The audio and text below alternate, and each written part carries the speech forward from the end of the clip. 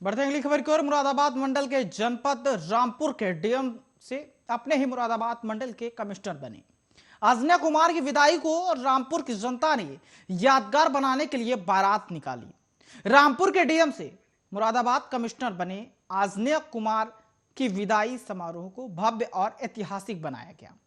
DM आजन्या Kumar Singh से जब इस भव्य कार्यक्रम के बारे में बात की गई तो उन्होंने बताया कि मेरा सारा काम मेरी टीम ने करा है।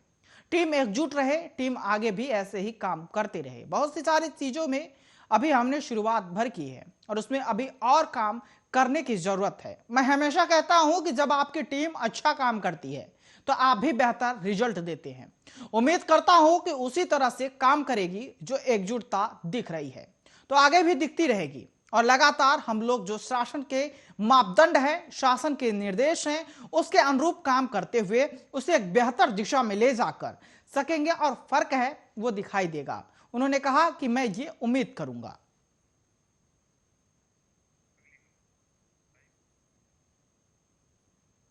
उत्तर प्रदेश के मुरादाबाद में आज फिल्म अभिनेता गोविंदा ने एक निजी स्कूल के उद्घाटन कार्यक्रम में पहुंचकर मंच से अपनी फिल्मों के गानों पर डांस किया और छात्र छात्राओं को अपने प्रशंसकों का मनोरंजन भी किया। इस दौरान गोविंदा को देखने के लिए खासी भीड़ जुटी। गोविंदा लगभग आधा घंटा मुरादाबाद में रुके और उसके बाद वापस चले गए।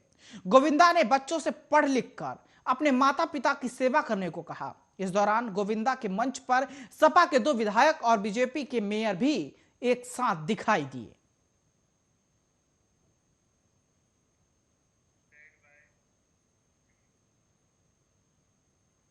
बढ़ते हैं अगली खबर की ओर। खबर हापुड़ से है, जहां पे आपको बता दें कि जनपद हापुड़ के पिलखुआ कोतवाली क्षेत्र में दिल्ली पुलिस की पैरोल पर छूटे 10 साल से फरार चल रहे बदमाश को एक पुलिस की मुठभेड़ हुई। वहीं पुलिस ने बदमाश से तमंचा और कारतूस भी बरामद की है। हापुड़ कप्तान के निर्देशानुसार पुलिस ने जिस तरीके से निर्देश दिया गया था उसी क्रम में पुलिस ने इन आरोपी को गिरफ्तार किया है।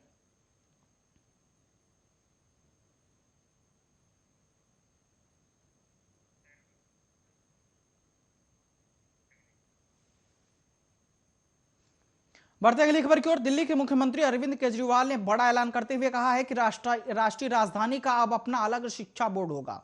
दिल्ली कैबिनेट की बैठक में इस फैसले को मंजूरी दे दी गई है। 2021-22 में कुछ स्कूलों में नए बोर्ड के तहत पढ़ाई होगी। अभी दिल्ली में केवल सीबीएसई आईसीएसई बोर्ड है, लेकिन अब अन्य राज्यों की तरह दिल्ली का भी अपना शिक्षा बोर्ड होगा। अरविंद केजरीवाल ने कहा कि अब ऐसी शिक्षा तैयार की जाएगी ताकि पढ़ाई के बाद उसे रोजगार के लिए धक्के ना खाना पड़े।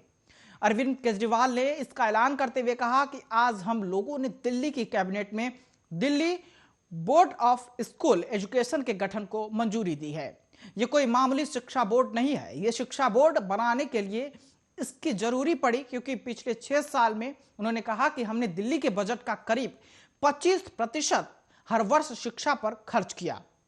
इससे सरकारी स्कूलों की शानदार बिल्डिंग, अच्छे कमरे और साफ सफाई की व्यवस्था होने लगी।